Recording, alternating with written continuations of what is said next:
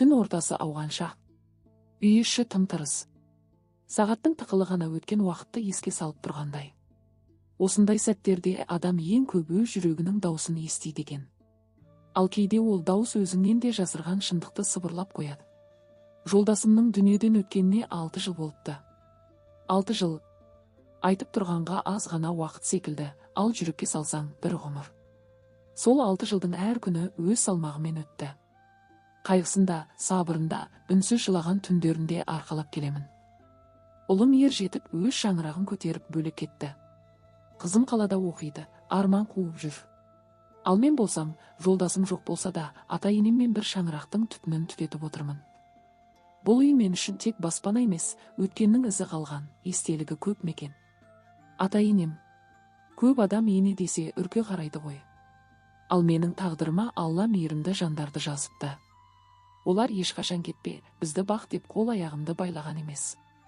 Керісінше әлі жассың, қартайып қалған жоқсың, егер жолықса, өз азаматыңды тауып, жаңа өмір бастауға қақың бар деп жиі айтады. Сол сөздерді айтқанда жүздерінен шынайы жанашырлықты көремін. Бірақ мен ол тақырыпқа әлі бір жола ой жүгіртіп көрмеппін. Жүрек дайын емес пе, әлде қорқыныш бар ма, өзім де білмеймін. Осы үйде тағы бір адам бар. Үйленбей жүрген жас қайным. Жолдасымның өгей інісі.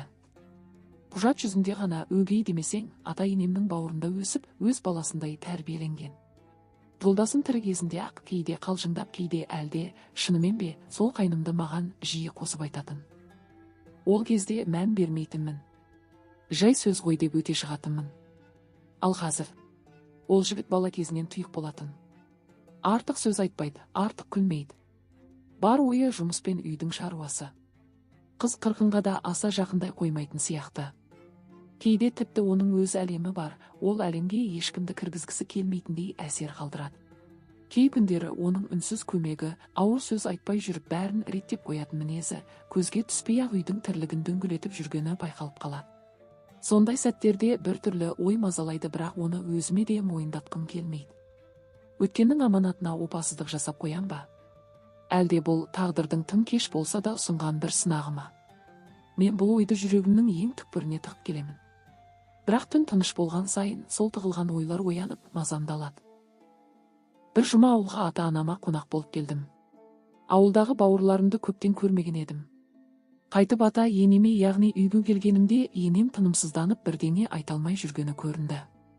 Мама, сіз мазасызданып тұрсыз, келіңіз отырыңыз деп сөзге тарттым. Көзім мөлдіреп кетті. Сен бір жұма болмағанда қатты сағындық, сенсіз үй бос, сен болмасаң ештеме қызық емес деп менің де көңілімді босатты. Айтқымыз келгені, біздің кіші бала Маралбекті саған үйлендірсек, яғни қарсы болмасаң екеуіңізді қосып, бақытты отбасы болуларына септігімізді тигізгіміз келеді деп өзі ұялып әрең айтты осы сөзін. Күндер жылжып өте берді. Енем асықтырмады. Арада 10 күн өтті. Қайным ұялшақ үндемесе де, маған ілтипатын білдіргендей тәттілерін, гүлін әкеліп, менің көңілімді аулағандай болып жүр. Бір күні кешкісін сырттың шаруасын реттеп келе жатсам, сыртта тапшанда қайным отыр екен. Қасына барып отырып әңгімені өзім бастадым. Маралбек, үлкендер екеумізді қосып отбасы болғанымызды қалайды. Отағасы бұл өмірге қайтып келмейді, ал өмір зуылдап жатыр. Менің 3 балама кез келген адам әке орнын басып бауырына баса алмас. Ал сен оларды қалай жақсы көретініңді мен көріп жүрмін. Сенің жұмсақ мінезің, әйел затын үлкенді сыйлайтын мінезің қатты ұнайды деп сөзге тарттым. Ол мылқау емес, жай ғана көп сөйлемейтін тым ұялшақ. Бала кезден сонда екен. Көбі оны бір түрлі немесе мылқау деп те атап кеткен екен. Екеуміздің әңгімемізден кейін дауысы шыға-шықпас, көзін төмен түсіріп, мен кішкентай бауырларыма, әке, сізге қамқор жар болуға дайынмын деп сөз қатты. Мен бұл сөзін көп жылдар күткендей жүрегім елжіреп кетті. Жаныма майдай жақты. Екеуміз отырып біраз сөйлесіп те үлгердік. Мен қалжыңдап оны күлдіртіп те үлгердім. Маралбек менің қасымда кәдімгідей ашылып еркінсінеді. Келесі күні үлкендерге дайын екенімізді айттық.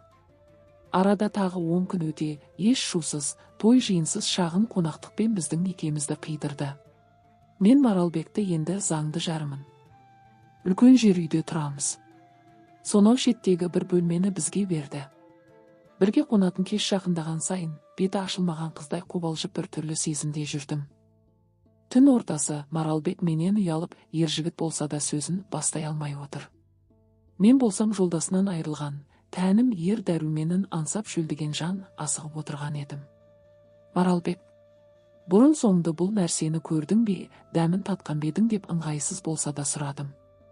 Жеңеше, мен осы жасымда әлі қызға да бармадым ғой деп беті қызарып ұял айтқан жауабы. Дегенмен маған жақындап бар қолынан келерін көрсетіп көйлекті босатты. Мен өзімде ағаш болып отырмай, өзім көмектестім. Оның қолдарын көптен дәрумен көрмеген аппақ гүліме апардым. Шылқыған ыстық гүлді уқалап тәттілеп сүйе бастады. Ұяшықты сүйген сайын мен басқа әлемге тап болдым. Бірақ айғыры мені таңғалдырды. Ерекше үлкен еді. Мен джекпотты ұтып алдым десем қате айтпаспын. Тізгінді кезекпен алып шаптық. Осылайша қызға жақындамайтын ұялшақ Маралбек те менің жарым болып, көп нәрсені үйреніп, отағасы болып шыға келді. Тіпті көбірек сөйлеп, қалжыңдап та қоятын болды. Осылайша 9 айдан кейін, 3-ші ұлымнан кейін, 10 жыл аралықпен 4-ші перзентіміз қызымыз дүниеге келді. Сыртымыздан бәлкім өсектеп сынаған адамдар болған шығар, бірақ бізге мейлі. Біздің басымызға іс түсіп қиындыққа душар болсақ, ешкім келіп көмектеспейді, себебі әркімнің отбасы бөлек әлем. Әр адам бақытты болуға лайықты. Қымбатты отандастар, тыңдарман қауым, сізге тек жақсылық тілеймін. Келесіге дейін аман болайық.